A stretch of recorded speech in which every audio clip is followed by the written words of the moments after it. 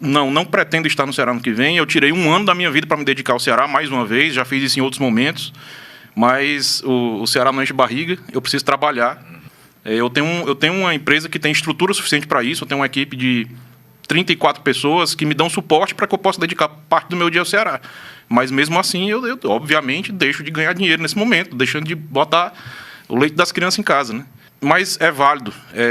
Paixão não se explica. Essa parte sentimental, só quem sente é que sabe.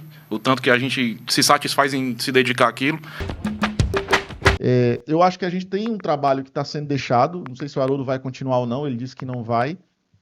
Mas ficou um trabalho. Ficou algo construído. Ficou algo deixado pela direção do Haroldo. Que muita gente diz, mas o que é que o Haroldo deixou? Cara, o Haroldo deixou um plano de carreira para todos os funcionários, planejamento de carreira para todos, todo mundo não tinha plano de carreira dentro do departamento, profissionalização de todas as áreas, softwares novos para fisiologia, novos equipamentos na academia, novos equipamentos na fisiologia, foram contratados mais profissionais, o staff do Ceará hoje é extremamente completo, com nutricionistas, fisiologistas, profissionais preparadores físicos de academia, preparadores de campo, tem mais preparadores de goleiro.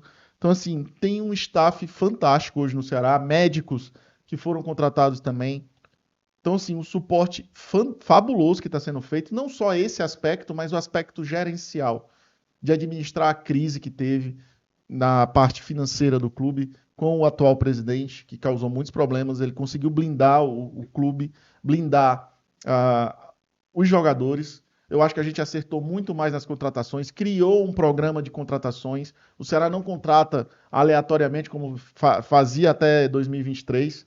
Você não viu o jogador gordo chegando aqui, fora de forma, e aí tendo que fazer, diz, não, ele não chegou gordo não. Não, chegou não. Ele tá parado há 4 meses, mas tá bem fisicamente. Né? No meio da temporada. Então, assim, coisa que era comum fazer. Não chegou jogador lesionado aqui, quebrado. Não. Né? Como já chegou o Matheus Peixoto. Não chegou indicado de treinador. Né? Não chegou indicado de treinador. Todos os jogadores chegaram passando por um critério de avaliação, de scouting, sabe? Onde participa o treinador. Era um colegiado. Participa o treinador, o coordenador, o Ricardinho, que é o assessor, o Lucas Drubski, o Haroldo. O Sanches. O Sanches, que é o coordenador que eu falei. E o treinador também é uma das opiniões representadas pelo Sanches. Só isso. Então, assim, tinha um departamento sendo participado, o analista de scout representando também o corpo colegiado do Dimas, né, que é o departamento integrado. Então, cara, houve uma profissionalização sim, houve um trabalho feito sim, e que isso que a gente está falando aqui, que não volte a ser, que a gente não retroceda no que está sendo feito corretamente. Gostem ou não do Haroldo, gostem ou não da parte política, eu não estou falando de parte política nenhuma, estou falando do que foi feito. Se querem misturar com política, é você que está misturando. Eu estou falando de propósito, do que foi feito, e eu, Klaus, e o Douglas achamos que é o correto a ser feito, e é daí para melhor, porque tem muita coisa a ser feita ainda. Sim. É daí para mais, e não para retroceder. Futebol ele é muito de você pensar em um projeto sólido para dar resultado com o tempo, né? O trabalho do Haroldo tem só uma temporada, cara, e teve todos esses problemas que o Klaus citou. Problemas de transfer ban, problemas financeiros, de administração do João Paulo, e problemas políticos também, que foi o ano mais tenebroso, assim, mais conturbado politicamente. Aí eu não estou culpando ninguém, só estou dizendo que houve um grande problema político. Total. E aí tudo isso, imagina, cara, tudo isso nas mãos de alguém que não tem a competência para administrar. E nem para apaziguar os ânimos, né? Porque o João Paulo ele só conseguiu jogar gasolina no fogo. É a única especialidade do João Paulo. Rapaz, tá tendo um problema aqui político. O João Paulo, o que é que ele fazia? Jogava gasolina. Exatamente. Para apagar o incêndio. É o estilo João Paulo de gerir. É um cara... Exatamente. Lamentável, assim. É muito fraco.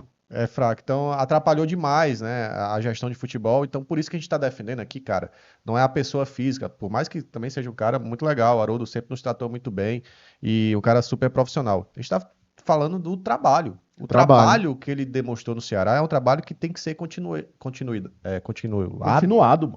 Quase não sai. Tem que ser continuado, independente se ele fica ou não. Tomara que ele fique. Sim. Porque ele fala em deixar legado, ele falou agora no podcast do Futebolês. Mas, cara, é muito pouco tempo para deixar um legado, cara. Assim, o Haroldo poderia refletir nisso também, e o próximo presidente, que vai ser eleito agora no final de novembro, tem que levar isso em consideração, porque depois de muito tempo, a gente teve o trabalho mais profissional na gestão de futebol que eu já Da história do Ceará. que já vimos na história do Ceará. É da história do Ceará. É exatamente Ah, isso. mas ele fez pouco. Ah, mas ele só fez o óbvio. Ele fez. Ele se posicionou da maneira correta, não usou isso para jogo político, não usou isso para nenhuma conotação oportunista, foi extremamente correto nas suas posturas, porque não é só fazer. Além de fazer, o Haroldo teve uma postura extremamente correta com oposição e situação, e ninguém pode falar o contrário disso, porque foi um cara correto. Sabe por quê? Porque ele pensou em única e exclusivamente no Ceará Sporting Clube. Então, é um cara que a gente já falou várias vezes dele aqui, e a conduta do Haroldo, além do papel profissional que ele teve dentro do departamento, foi extremamente exemplar. Independente de espectros políticos que você admire ou você concorde. O que o Haroldo fez vai além de uma questão do trabalho, é uma questão de caráter. De um cara que foi extremamente homem e correto com suas atitudes dentro do Ceará Sporting Clube. Com todos, de um lado e do outro, ele foi extremamente correto. É isso aí. Que pensem no Ceará também, quando for aí, alguém for decidir quem vai ser o próximo diretor de futebol e como vão planejar, né, esse departamento de futebol para as próximas temporadas. O trabalho bom tem que ser realmente continuado, tá? Agora sem travar. Sim. Continuado. Tem que continuar o bom trabalho. E é legal a gente falar sobre isso, galera. Por quê? Porque como a gente se aproximou para entender como é que estava funcionando esse departamento no Ceará, a gente não fica na superficialidade que normalmente a gente costuma ver na imprensa. Porque ou o Ceará não se comunica bem com a imprensa para a imprensa entender o que está sendo feito no departamento, ou a imprensa não tem interesse em saber sobre o trabalho que o Haroldo desenvolveu esse ano. E a gente tem visto muita superficialidade nas análises sobre o trabalho que é feito no departamento de futebol do Ceará esse ano. Então é importante o torcedor, a gente passar a nossa visão para vocês.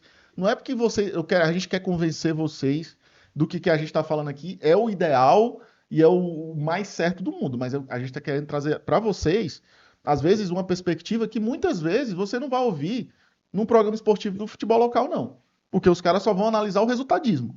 Ah, contratou fulano? Presta. Contratou Beltrano? Não presta, não. Ah, contratou um gringo? Será que contratando um gringo? Não presta. Já vai se criando na cabeça do torcedor prerrogativas que vão se criando um senso comum. De que é o normal. Não, o Ceará não pode jogar com gringo, não. O Ceará só contrata jogador colombiano. Né? Então a gente tem que quebrar esses estigmas quando a gente vai entender o que está sendo feito dentro do clube. Pro bom e pro ruim. Porque teve os momentos ruins também. E nesse momento, e nos momentos ruins, a gente criticou pra caramba. A gente saiu aqui ano passado de uma coletiva do ABC com o Juliano constrangido. Com vergonha alheia, tendo que explicar pra vocês. Velho, ele pegou fonte e o gol, entendeu? E botou numa tela, sabe? Na sala de imprensa, pô. Que isso? Entendeu? O constrangimento também precisa ser dito. Entendeu? Então, a gente fala do que é bom e fala do que é ruim e fala do que é da maneira mais justa possível pro torcedor. Do que é o certo. E, meu amigo, pra falar o certo, às vezes, é justamente o ponto onde você se incomoda com a gente. Porque como a gente não tem rabo preso com ninguém, nem com um lado nem com o outro, a gente só quer caminhar no nosso rumo aqui, tem gente que fica chateado daqui, tem gente que fica chateado daqui. De um lado e do outro.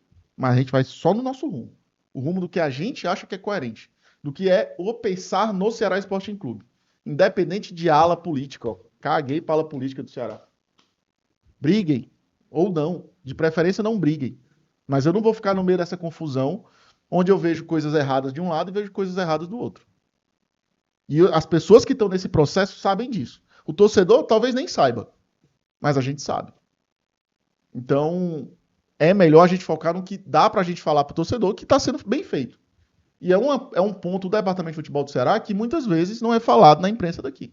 Esse foi um corte aqui do BPR, então você vai chegar naquele likezão, deixa o like, se inscreve no canal, compartilha e tamo junto. Até o próximo vídeo, até o próximo corte, hein? Valeu, bora Vozão, bora pro racha.